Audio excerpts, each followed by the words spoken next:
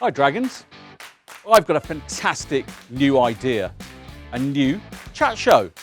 Late Night Banter with Del Singh on the Sikh channel. In terms of the audience, we're looking to go as broad as possible. So we're actually going to appeal to Sikhs and non-Sikhs. It's therefore going to be an English language show. In terms of the guests, well, they're interesting, inspirational people. So we'll feature non-Sikhs. But to start with, we're going to feature Sikhs. Just to give you an example, did you know the MP for Slough, now he's a Sikh, he speaks 8 languages. But while he was living in Kent, he had to go and study in India, maybe because he didn't get his first choice school there. And also, the guy that runs Cancer Research, UK, now he's a Sikh too. He's got a degree from Cambridge, he's got a master's from Harvard. But you know what? He struggles to find a sandwich when he goes to Subway. It's a serious issue. He goes there, can't make his mind up, there's a queue behind him. He's been banned from Subways all across London. It's a desperate situation. So look, I'm committed to this show, Dragons. So much so I've changed my name by deed poll to Del Singh. I used to be Bruce Willis, by the way. So, Dragons, are you in? You are? Brilliant. In that case, let the banter commence.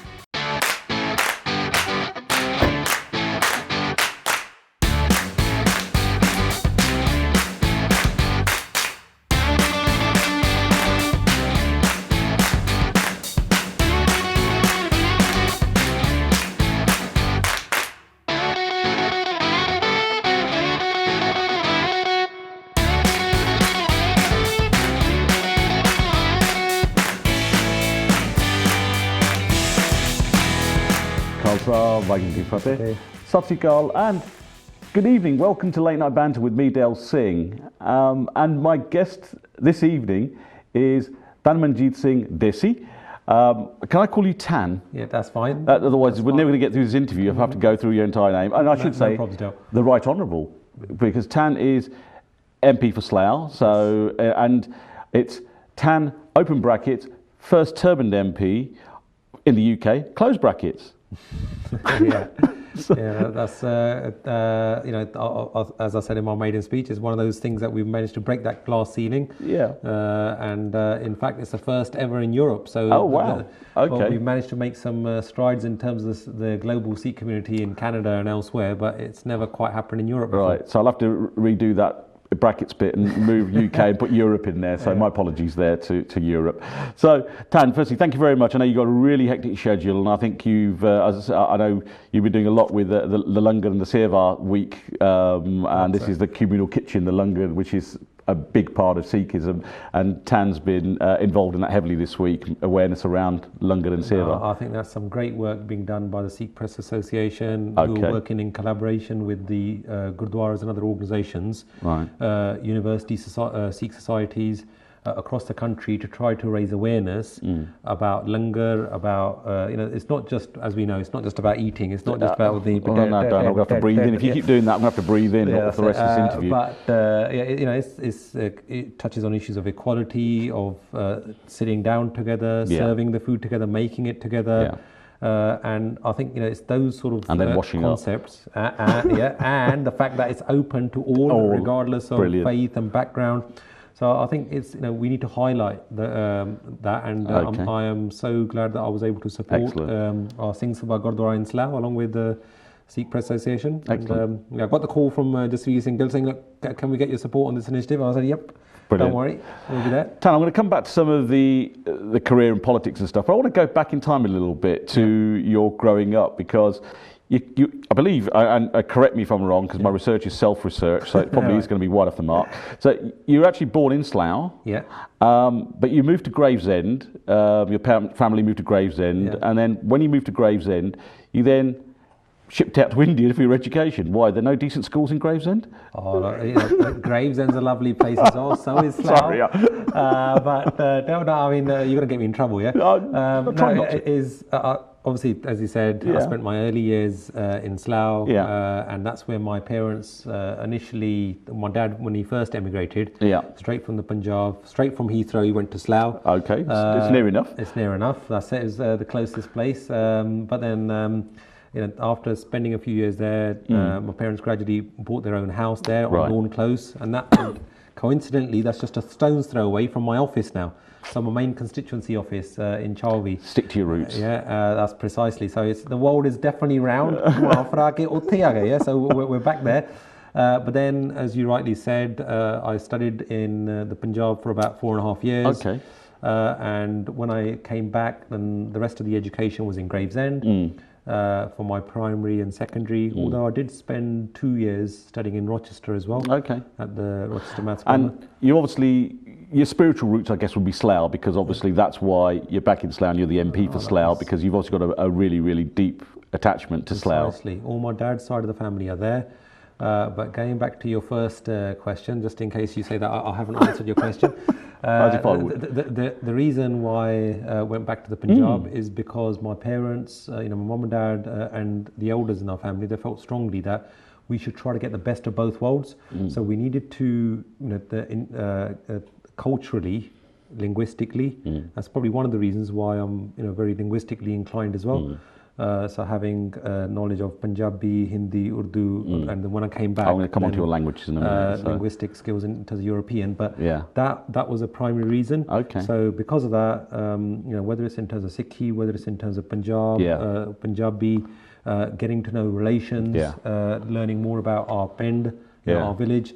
So India was more than just an education at the classroom level. It was more of a cultural experience for you, and you brought back a lot of that with you, and obviously it served you well. I guess. That has definitely served me well. That's one of the reasons why I can stand up in the Gurdwara or the Mandir or the Masjid, and actually articulate and make speeches in various languages. Because had they not set that base, that foundation, it would have been extremely difficult, I think. To do that. And I think most of us who are born and brought up here in Britain, for them to articulate, be able to bridge the generational divide, that is a beautiful asset that I've got because of your background, the foresight of my parents.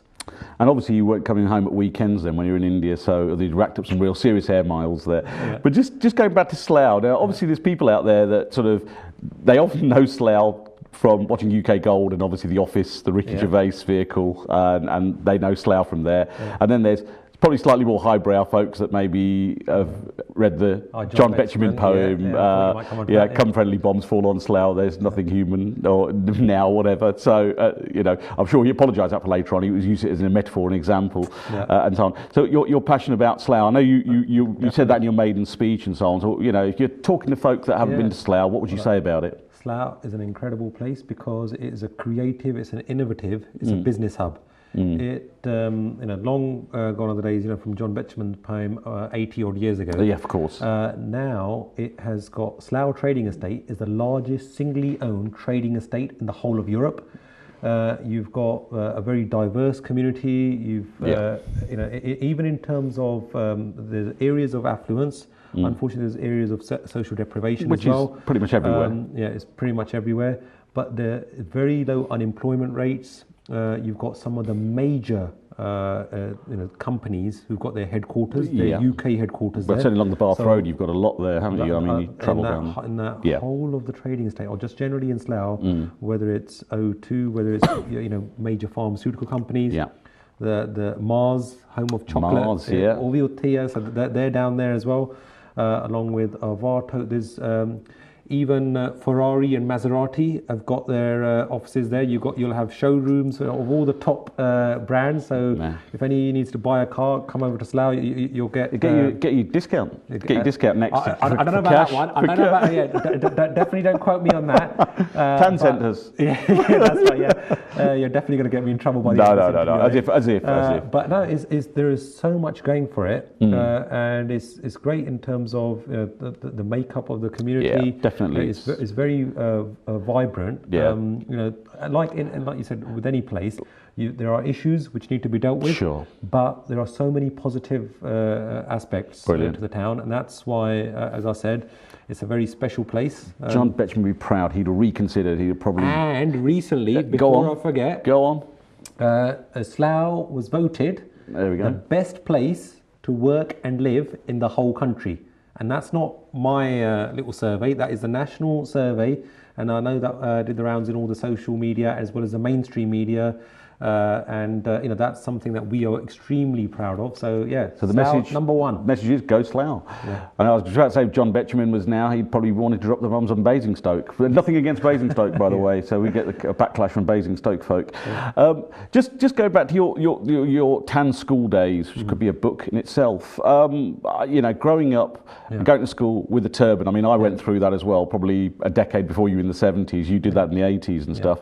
And what was that like as an experience? Was it tough for you? No, I think for the most part, I was very happy. We had a very good upbringing, and I was very fortunate that we've got a large extended family within that as well. And at school, lots of friends. I even managed to make the deputy head boy. I was elected by my fellow peers. Okay.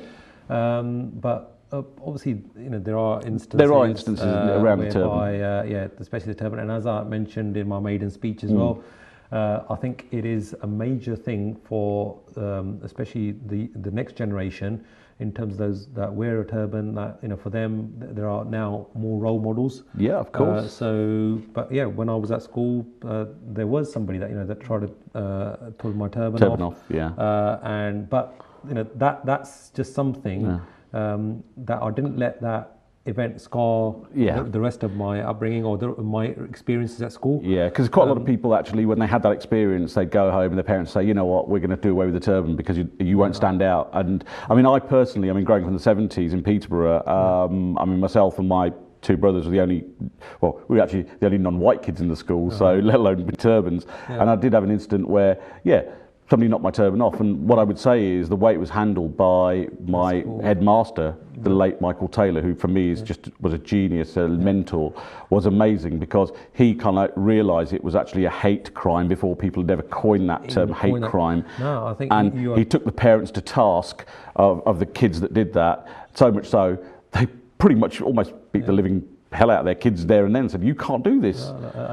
And you're very right. The reason why that event didn't scar was, one, because obviously when you go back home and you're distraught in terms of what's just happened, and you hear certain kids in the background, some who are sympathetic, some who are not so sympathetic, but the way that the teachers and the family and other friends, how they dealt with it, ensured that there was no lasting damage done. It was handled professionally. That's great, and like you say, I think because some of us went through that trauma, it's now more and more accepted. Okay, occasionally you're going to get people. I must admit, even at my ripe old age here, I still, post Brexit, the week after the Brexit vote, I still got some flack having a walk into town, and people were sort of. But you can't stop that sort of pervasive ignorance occasionally. Precisely, but I think the key message to take from this, especially for the children at school or at college or university, that some of those young people should realise that you can attain anything in life just because you're wearing a turban, just because of your identity,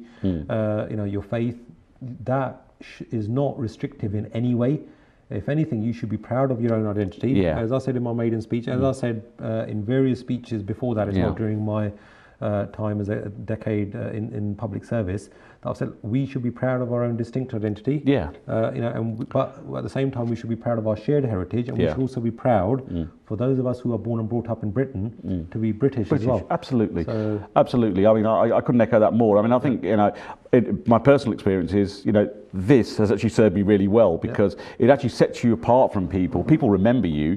Okay, if you're going to do something horrible, then and get on Crime Watch, they'll remember you for that as well. But if you do something good and you go to meetings, you meet people, and they'll say, "Wow, remember that guy? He was different to everybody else we met," and it's a standout thing. And it's a standout thing. As I said to the Honourable Speaker of the House of Commons as well, I said, "Look, I'm hoping that these brightly coloured turbans will act as a magnet." Both of us have obviously decided to wear non-bright. I always wear black anyway. I'm kind of a bit of a Johnny Cash fan there. But yours, you got to wear more bright. So I've in Parliament, I've worn a pink a pink turban.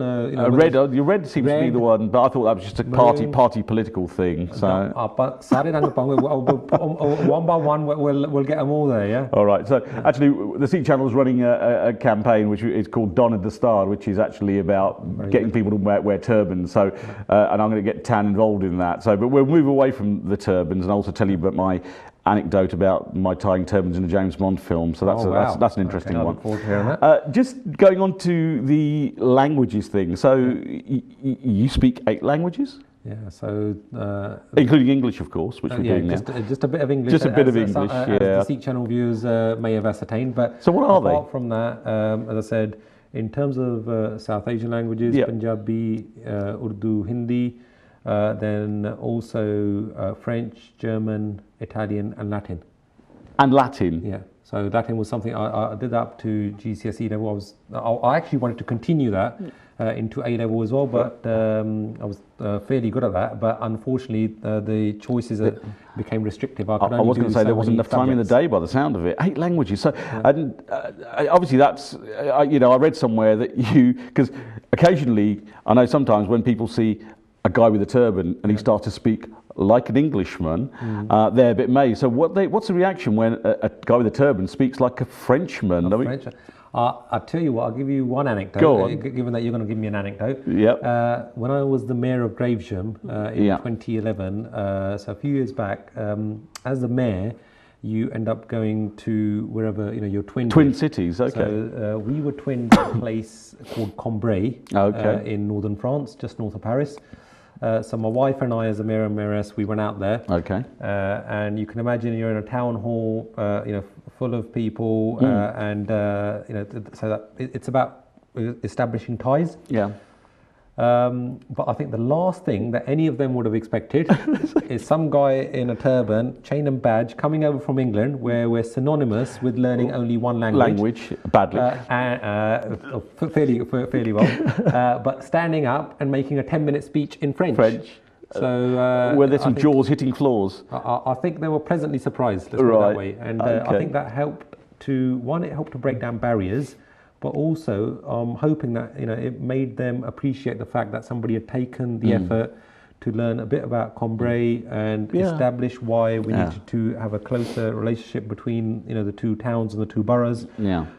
And it would have hopefully made some of those that might be influenced by certain elements of the far right or the right wing, that they actually appreciate that people of minorities, people of other faiths, are very interested. Have made an effort. To try to integrate as well. But that's great. I think those sort of things are very good. That's an interesting anecdote. But very interesting. So, I suppose if I was a cynic, and I'm never cynical, but I could say as a politician, you can now avoid answering a question in 8 different languages. Very good, you see. Very good. Yeah. But I'm sure you wouldn't. Now, if you had a chance to learn another language, and you had the time, which you probably don't, what would it be? I'd say it's probably either Mandarin or Spanish, I think. I had a feeling you'd say something Chinese oriented. It is obviously so. Mandarin or Spanish, just simply because it's spoken quite extensively. We never got around to it. And you'd be such a hit in the restaurant when you were ordering it like that. It's brilliant, isn't it? It's brilliant, isn't it? You're just impressed. So there you go.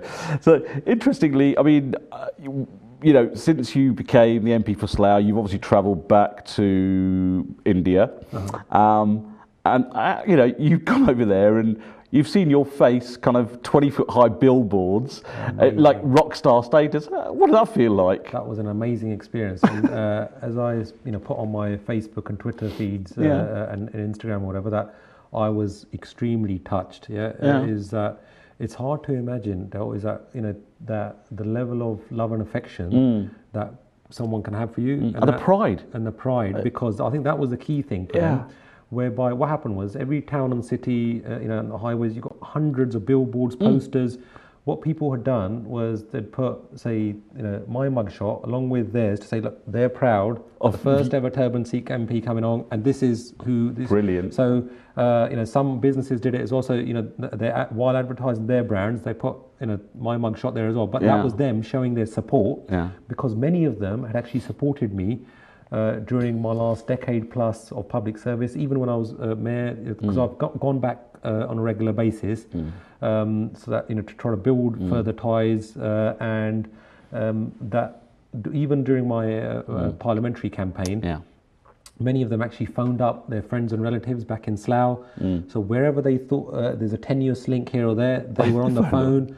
But I think without doubt, Ludhiana was the city that really went blew you away. OTT, as in every other street I seemed to turn, there was like a poster or a billboard up. So, I mean, is there a chance that, you know, life after politics, Bollywood beckons now, seeing that you're so well known over there? Right, yeah, no, I've got those acting skills aren't quite there, Del, yet. So we'll have to brush up on the acting skills, on the dancing and the singing as well. Well, you've got the language. You don't need the subtitles for these movies. Actually, very good point. So I can definitely mix and match it, you know, with the Hindi and the Urdu and the Punjabi. And, you know, dancing and changing a light bulb isn't difficult. That definitely dance not. move, So there could be a little a slot for me as an extra in a Punjabi film. If you need an agent, anyone looking for an agent is there. But also, if any Punjabi film directors are out there, so Tan's your man. Very good. Tan's the man. Tan's the man. There you go. So, going back to the real world and politics and so on. So, when did you get interested in politics? When did that kind of happen? Was it an epiphany or something, or? I think it's how we say in Punjabi. Certain things, it's kind of gurti cho mildi hai, that you get it through, you know, the upbringing. Okay. Where even when I was very young, when I was out in the Punjab, my uncle, he after graduation had just been elected as a spend sarpanch, so as the head of the village. Of the village, okay. So they went for a young choice, and so lo and behold, when I used to come on my school holidays back to the village, which is Raipur, it's near Jalandhar. Okay. So we used to, I used to go with him in the scooter in the car. We used to go either to, where the panchayat, where the village, the elders and the elders sat. People meet. Also, whether it was to the local police station if someone's got an issue, to the local tehsil. So it's like an arbitration going on or something, So all of anyone had any issues. Whether it was in terms of land disputes, in terms of personal disputes.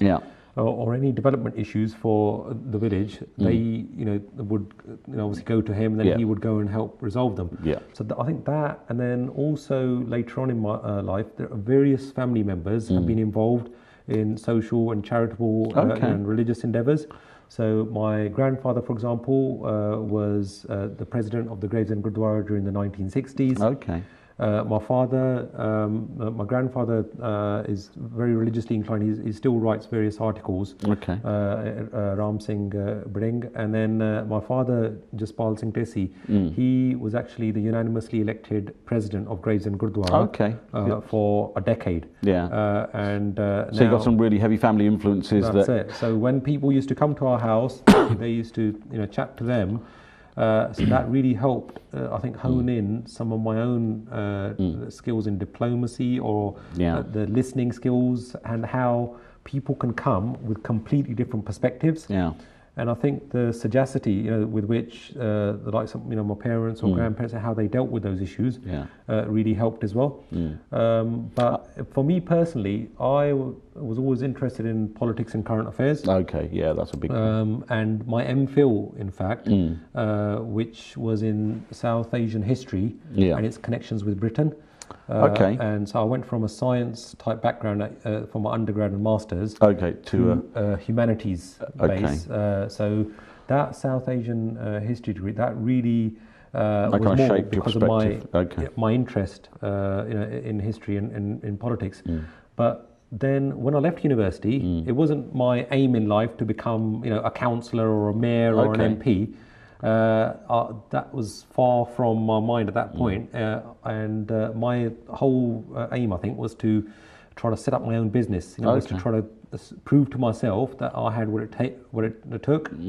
Because my father, he'd set up his own business, business, from working at the Ford factory in Slough to eventually setting up his own small construction business. So you kind of went from that sort of I want to be in business to I want to do something where I'm actually helping others and maybe more of a community-based sort of service, I guess. That really came about, I think, in 2007 when I was first elected as a councillor. So the local Labour Party, I've been a member now for about 15 years, but they approached to say, well, look, we need more young people, especially a young turban guy, to come in. That why don't you consider standing for an election? The first time in 2003, I couldn't actually do that because I was living and working up in Scotland. As I said, to set up my own construction firm there. But then by 2007, I'd moved back to Gravesend, and when the opportunity presented itself, so I stood up for council, and thankfully, the people of Northfleet, they voted me in, and I became the local councillor. Yeah. And it just went from there. And it's moved from there. Yeah. So let me ask you, I mean, because obviously there are people in India that celebrated your achievement with billboards and stuff. There's folk in the UK, primarily from the Sikh community, who've celebrated, and there's others who are non-Sikhs celebrated. Yeah. But when you were out there on things like the campaign trail and putting yourself forward in there, did you ever encounter facism, as I call it, which is when people sort of see just this bit here, they see the kind of beard, the turban, and it's sort of immediately like, nah, not for me. Did that kind of manifest itself, or was it just subtle? People wouldn't, you didn't get it. I think you only need to go onto Facebook or Twitter, to see the love and the hate in one place, which comes.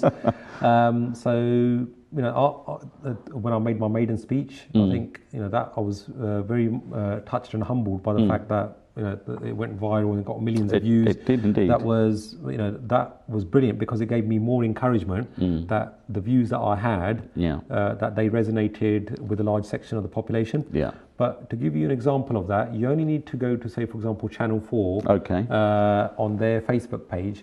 When they shared the speech, it got more than 1 million views just on that on their page. Right. But underneath it, with all the comments, you had comments, and some were probably quite hurtful, I imagine, about this, about the head and the face, but others were very positive. Yeah. So look, you got to take the rough with the smooth. Yeah. It's just the way it is. It's interesting, because I said to somebody not that long ago, I said, you tend to get people who are educated will see a Sikh and they'll know he or she's a Sikh, and that's it. And you'll get the moderately educated who'll see a Sikh and say, runs a corner shop, I'm sure. And nothing wrong with that. My late father ran a corner shop, or it wasn't a corner, it was a shop. And you know what, if Sikhs weren't running shops, you guys wouldn't get any batteries on Christmas Day when your kids are bawling. So just respect there to shopkeepers. And then you've got the grossly uneducated, and I found one of those a few days after the Manchester attack when I was walking along, and guy literally walked out of a doorway with a can of special brew at 7 in the morning. Where did you get that from? Probably an Indian shop, I'd imagine. But anyway, less said about that, the better. And he just said, you guys blowing things up and doing stuff, and I'm like, oh, okay, so so that's the thing. So it's a case of obviously educated, uneducated, and so on. And we're going to have ignorance in society, but just as you were saying earlier about langar, whether it's about the faith, whether it's about our identity, it's also incumbent upon us to educate and make people aware, because not everybody is aware of the history. There are those within Britain that are fully aware of the huge contribution that our forefathers, our ancestors made. In fact, as I said in my maiden speech, more than 80,000 turban Sikh soldiers died fighting for the Allied troops. Absolutely. Hundreds of thousands were injured. So that is undisputed in terms of the contribution. But I think we've just got to make sure that we carry ourselves appropriately. And we try to educate others, but we try to also work for Sarbat da Pala as well, because the welfare of all, Sarbat ka Pala. So working for the betterment of everybody is important, because if we are just seen as always just talking about Sikh issues or just working for the betterment of the Sikh community, that's not what the Guru had in mind. No, absolutely not. It's for everyone. Had Sarbat da Pala in mind, is working for everyone. So let me ask you, because it's actually it leads in nicely to my next question, which is, we often hear this term broken Britain. Right. And some of this stuff you picked up on any maiden speech and so on. So in your mind, what are the priorities you think that we need to fix in broken Britain?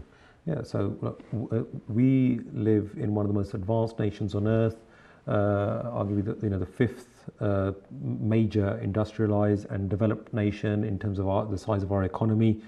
But we've got issues around homelessness, and that has been on the increase in previous years. Saw that last night myself. We've got food bank. Just recently, I visited Slough Food Bank, and their usage has increased dramatically. Nationally, in Britain, we've got food bank usage has gone up from 40-odd thousand. In the last 7-8 years, it is now up to 1.2 million people are reliant on food banks. So we're not talking about some sort of hinterland or one of the developing nations on earth. Yeah. This is right here. And for those of you amongst your Sikh channel viewers who are not aware, they only need to see when the various gurdwaras, they do homeless feed runs as well. Yes, they do. And the impact that they are having on communities. It's huge. But that is important. It's on us that if what the Guru preached is about the society, that it is a society. It's not just a collection of individuals and some sort of capitalist structures. What we should be doing is helping others. Yeah, of course. And that's one of the reasons why I'm obviously very, very motivated in terms of my thoughts about Labour and my politics, left leaning. That is more from, I think, my faith as well as my upbringing as well. Okay. But those sort of things are important, and we also need to engage people who are disengaged from the system. Yes. So it's no point, us just leaving them by the side. But then again, it's not just a job of the mainstream politics. It's also incumbent, I think, upon the media and amongst some of the viewers that we can't just moan about how life is or society is. You've got to do something about it. You've got to do something about it. Yeah, you've got to make that positive change yourself. So I think it's... So there's quite a lot there in Britain now. Obviously, if you were trying to sort of get involved in the discourse in India, say, where the political system, what do you think some of the issues out there are, and how would you go about trying to fix some of that? I know it's a much bigger picture. So look, they've got their own issues, whether it's in terms of healthcare, whether it's in terms of farmers, in terms of debt. We've got debt problems here, by the way, as well. It's not just of course. In India. I think there are issues around community cohesion. There's a lot of good stuff that happens out there, but then sometimes you have communal political issues as well. You've got in terms of trying to bridge the inequalities in society generally, in terms of how people are mistreated on the basis of their background or their faith or their gender, in terms of gender inequalities. But like we've got gender inequalities there, we've got them here as well in terms of trying to bridge the pay gap, the gender pay gap. So there's a lot of things that need to be done. And even in terms of how people with disabilities are treated, how the LGBT community are treated, how the minorities are treated, those are all important issues. But I think the key thing for us, being Sikhs, that we need to always be aware is that we need to stand up for others as well. And it's not just good just to stand up for us. It's not about me. If we don't stand up for others, and when it comes down to us, nobody will be there to stand up for us. So I think those are the sort of key things that we always need to bear in mind. So just, obviously, life is full on and so on. So, when in order to kind of like wind down, relax, what does Tan do to kind of like sort of chill? Chill. I think I try to spend whatever limited time there is with the family. My wife, 2 kids. We've also, within the extended family, brothers and sisters, of course, nephews, nieces. We're Indian. We've always got an extended family. Always. If not, we have to adopt one. But go on. Very, very proud of the extended family, and anything that I've achieved is collectively, with their assistance. Any particular activities that you would engage with? I'm very keen in sports, so I try to play football. What's a position? Go on. I can play any position. I can score. Back of the net. I can score the odd goal as well. So as some of my friends should attest, that play. He didn't say own goal, by the way, but go on. It's more attacking. Attacking. Rather than the own goals. All right. But no, in terms of playing, whether it's tennis, table tennis and so on. So, sports, even when I was at school, I used to be the cross-country champion, the hockey team, captain, cricket team. Fancy doing a half marathon with me tomorrow? Not tomorrow. Sorry, I'm washing my hands. I say, I know, it's my excuse, although it's all falling out these days, so it takes about 5 minutes. All right, it takes 5 minutes. So there you go. So that's great. So not that I'm expecting, wishing you any ill, but for the future, how would you like Tan to be kind of like thought of and remembered? If there's an epitaph, somebody had to sort of say some words about you, what would they be? I would like to think that people thought that that they encountered a sincere individual, someone who was down to earth, someone who's hardworking, and who try to make a positive difference in society. So Brilliant. I'm hoping that's what they'd say. And also, don't upset him because he can swear at you in 8 languages. So, you've got to watch out for that part as well. So just in terms of kind of the social side and so on, are you kind of interested in music and stuff like that? And can you remember what the first bit of music was you ever bought? I don't know about buying. I can't actually remember that far back as to buying CDs and whatever, because there was always an eclectic mix. Right. Always so what was the first one? Something you listened to? In the house, because go on. for example, even many members in our family are very musically inclined. Okay. So we always used to have an array of music that we could tap into. But apart from, there's a fairly eclectic mix in terms of whether it's Punjabi or Hindi, Urdu, English. I listen to Kirtan as well, so in terms of that, you've got, so it's musically. It's a mix and match. You're not giving much away, are you? It's like that stock answer of, I listen to everything, but without telling me exactly what. But literally, it is very, very eclectic. Okay. Yeah? Even various radio stations. So sometimes I would listen to debates on radios. I'm going in the car. Sometimes music. Have you been out to any gigs recently or not? Or what was the last? What was the last one of those? I think I went to. My wife is an enthusiast, so we went to see Diljit Dosanjh. Oh, there you go. I also went to see. What was it? Sartaj. Okay, so the heavy hitters basically when it comes to it. This is Indian music, I think that was the last couple that I went to see. But I don't unfortunately get as much time to enjoy. A little bit different for me. I'm going to see Metallica in 2 weeks' time. But anyway, that's not quite. And my wife doesn't like that stuff. There you go. So if you've got, I mean, not that you've got it with you, but is there an app on your phone that you couldn't live without? I can't live without my phone. Well, okay, I know, but let's just say it controls my life. As in the diary to whether it's my social media, the Facebook, Twitter, Instagram, everything. So you're a big emails. You're a big social person. You're obviously on those, but so are you constantly looking at those and updating them and so on? Yeah. You are. For the last few years, I think that's how I've managed to build up the base and kept people in touch. All those people that have given me that encouragement, they are the ones for whom I think it's very important for me to keep them updated. Yeah. So that half the time I don't even need to campaign myself, because you've got all of these other people saying, look, he's done this, he's done this, he's done that. Yeah. And that is where social media comes into its own. Big part of it. So whether the local or national newspapers cover something or not, thankfully, the tens of thousands of people that are now built up within that social media base. Yeah. Are doing that for you. Yeah. So how about on the small screen or big screen movies? Anything that sort of is their favourite film or program? Yeah, a fairly eclectic mix as well. I knew you was going to use that word eclectic again. Whether it's English. Go on then. Give me an English film. I'm waiting. I kind of got to get it under the skin here. English. I'd say. Avatar, Avatar. Avatar, not Avatar. Avatar's the Indian version. I thought I'd better pronounce that was actually my uncle. Avatar is an uncle. Yeah. But if we were saying it in Punjabi or Hindi, we would say Avatar. But it's not quite the same thing. It's an avatar. If we were saying it in English, it would be Avatar. Avatar. So a bit of a sci-fi. No, person. I have a very, it depends more on who I'm watching the film with. Sometimes it is dictated by others as well, because we end up watching a lot of... Honey, I Shrunk the Kids, go on, yeah. I've seen that one, I have seen it, as well as Home Alone. I've seen that along with various things. I've seen a lot of Peppa Pig and I've got Mickey grandkids, Mouse, so I'm doing all of that now. A lot of the other...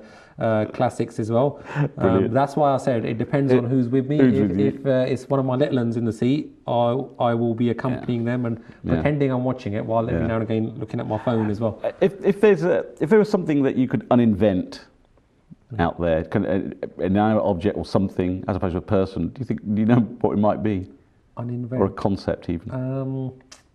The phone probably is, because it is sometimes this is the mobile now. Live without it. It does stop but then it stops you from doing lots of other things. I think that's just generally in life that we've become so technology driven. That we're kind of losing the art of conversation. As my grandmother very eloquently put it, can you put that little W away? Can you put that little box away?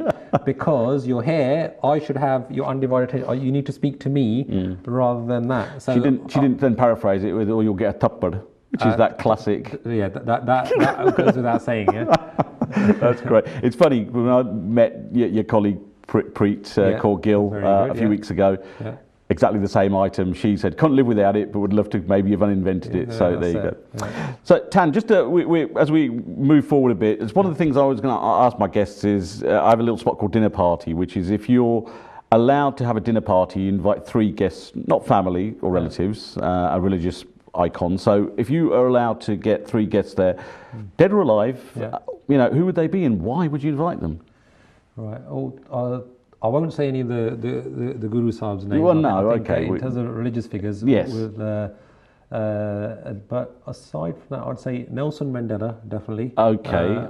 He was, I think, one of the very few people to get a mention in or a big up, as some of your audience might say, in my maiden speech, because of his his efforts to conciliate, that capacity to forgive. Yeah. Even after he had spent 27 years in jail, his people had been persecuted and downtrodden, and yet he found it within his heart to conciliate and forgive those and bring the country together. That's pretty superhuman, isn't it? That takes jigra Punjabi that level of heart. So I think to have a conversation with him would have been brilliant. Intellectually, I think Albert Einstein. Recently good shout. He for his achievement. I think there have been various individuals throughout history that have intellectually, whether it's Charles Darwin and so forth. There have been several. Stephen Hawking, and Isaac Newton. But I think recently, Einstein is one of those, isn't he? I mean, I think everybody kind of aspires to want to know more about the man as opposed to sort of his theories. And who would your last one be? Thirdly, I could mention various musical figures, but I think I'd go with Banter Singh. He simply because.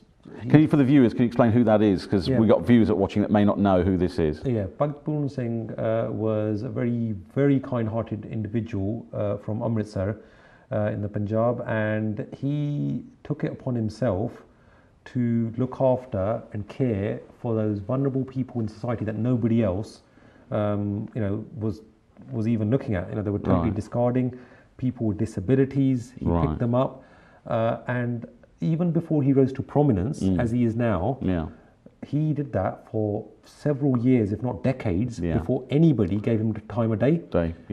So he would go and beg in order to feed them. He did amazing So it's the ultimate in selflessness, putting yourself out there. The seva and the humanity concepts, where those individuals actually inspire others. I think as an individual, he really raised the bar in terms of humanity. I know we've got historic, even people in Sikh history, Bhai Kanhaiya ji and others. But in recent history, it's definitely it was just a pity that I couldn't meet him while he was alive. So, and again, I didn't ask you about food. Not that you look like you eat much, apart from loads of langar, I guess. Even a lot of my grandparents and others are saying, look, you're getting weaker. I said, they work me too much. They're not feeding me enough. So I mean, if you were serving, what typically would you serve? Do you have a signature dish or something that you really love that you would want everybody to eat and share? Well, I'm vegetarian. But in terms of like with music, my food tastes are varied. Eclectic. Are very varied. All right. So I prefer home cooking rather than outside. Okay. Who's home? Home as your home. Okay. As in our home, not your home. I haven't been to your home, so I'm hoping I will invite you. I will invite you. But in terms of one day it could be Punjabi food. Next minute it could be food from another part of India or Italian. But is there a classic dish? I mean, for me, I'll give it to you. I love makki the pulke. This is like a chapati made out of corn, but with saag. Agreed. With golwa saag. That for me just canes it all the time. It does. It is brilliant. And it's superb when you go back to the to the village, and when it's cooked there, and how they it's almost like it's brewed. It is. The patilla. It's none of this stuff out tin. So okay, we got the food, we got the people, the good people. Now you've had a blinding evening, and you need somebody to clean up and wash the dishes, and you want somebody you really don't have much time. Who would the arch villain of the piece be? You want to do the dishes? Somebody I very much dislike. Probably won't go with anybody who's alive. But, I'll go with someone extreme dislike for is the likes of Adolf Hitler. I think that if there was someone that there's nobody like Adolf Hitler. Trust me. In terms of what he did. So if it was someone, you could dig him up and So he had a passion for downgrading individuals. Hatefulness, I guess, isn't it? I think if it was to make him feel, some of what he was dishing out, then I think get him onto the dishes. Yeah. Perfect. Yeah, I'd get him to do the bins as well. Actually, forget the dishes. He'd be doing the bins. He'd be crushing that stuff down. Yeah. Right, Tan. Last thing, we've got a little bit of time because we're running short here. So is the legendary Del Singh fish bowl. Right. So, and in here are some random, and I mean they are quite random, questions that have been garnered from all over the place. Yeah. And this is kind of like a Sikh Inquisition, as I said, and I keep using this. It's like the Spanish Inquisition without the tapas. So the idea is you will fish out some questions here, read them out, and then answer them very honestly. And you don't know what like Forrest Gump's mum said. It's like a box of chocolates. You don't know what you're going to get. So let me. Right. Let's try to get one here. So what does that say? Worst punishment you had as a child? Oh, yes. Right, I had various. Me too, so go on. Naughty during various periods. So whether it was vacuuming the whole house, to putting the bins out, to spending just time in my room, not allowed to do several, it's like detention, but the home version. I think mine worse was kind of like do something in the garden because I wasn't. I know my parents hated the idea that I wouldn't like doing anything in the garden. So it was like, there's a spade, go and dig all that stuff up there, and it was like that was awful. Yeah. So unfortunately, I had a lot of those simply because of I was very active. That was one way. In a bad way in that instance. So go on then. Let's have a couple more of these. See how we go. What else have we got? What is the most embarrassing thing you have ever worn? All right. I normally try to keep my, as you can see, I'm suited to boots. You're well suited to boots. I try to keep that to a minimum, But I'd say a Christmas jumper, with a big nose and with eyes that were revolving as well. So my wife, or somebody bought it for me, and my wife made me wear it as well. Have you got the photos? Unfortunately, yes. But good. Don't worry, you're not going to get them. They will be available shortly. We're going to be hacking his email to get those photos. Yeah. So. Right, what we got? Is there a favourite word or phrase you use all the time?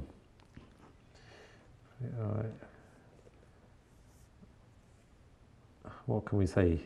There's a favourite word or phrase. So for phrase, you could say "Gali koi nahi."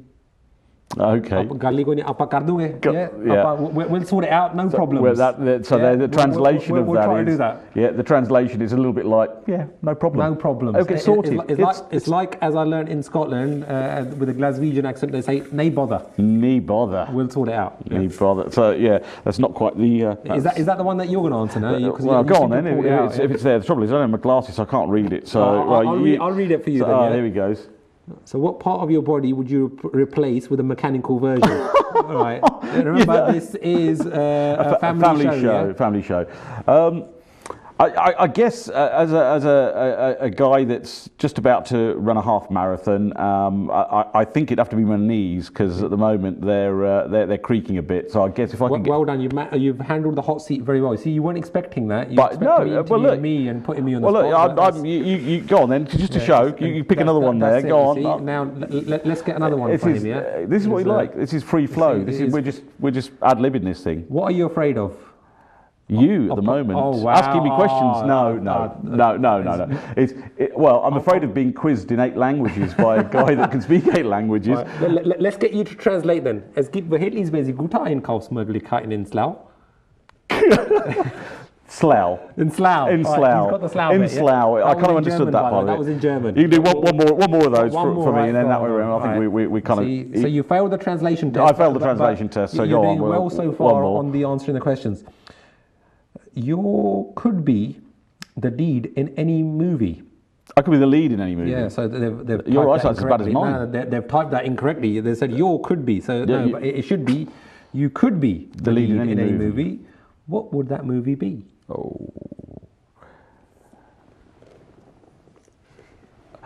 You know what? It would a romantic one? The wife's going to watch this and know. I mean, I could go with romantic, would it be horror? The wife's watching this one, so it can't be a horror. My mum's watching that one. So, no, you know what? I'd probably want to be the lead in The Green Mile. Right, that's a good film. Because it's a very good film. Well, not only it's played by Tom Hanks in there, but the fact is he also lived to about 150 and so on. I quite fancy that. So very inspirational film. Brilliant So movie. you'd be the Tom Hanks, yeah? So I'd be the Tom Hanks character. Obviously. Either that or the mouse, because he didn't do too badly out of it either. So, you take your pick on both of those. Yeah. So that's pretty good. So, Tan, it's been lovely talking to you. Likewise. Obviously wish you all the best in your political career, as we move forward, onwards and upwards and so on. And, you watch out for the rise of the turban. Yeah, forget the rise of the machines, there's the rise of the turbans and so on, because we've got this happening in Canada now with Jagmeet as well, which is again accomplishment. I was actually supportive, of that step, because that is groundbreaking. But again, a man who is so eloquent. In fact, there's bits of him that remind me of a Barack Obama. Yeah. Another one of those guys that just kind of nails it, and you think that's somebody I can believe in. So there's some brilliant people out there doing some amazing things. So we're delighted you joined us this evening for a bit of banter. Yes. Hopefully it wasn't too traumatic. No, very enjoyable. Thank you very much. And all it remains for me to say is and good night to our viewers, and please tune in for some more late night banter with me, Del Singh. Thank you.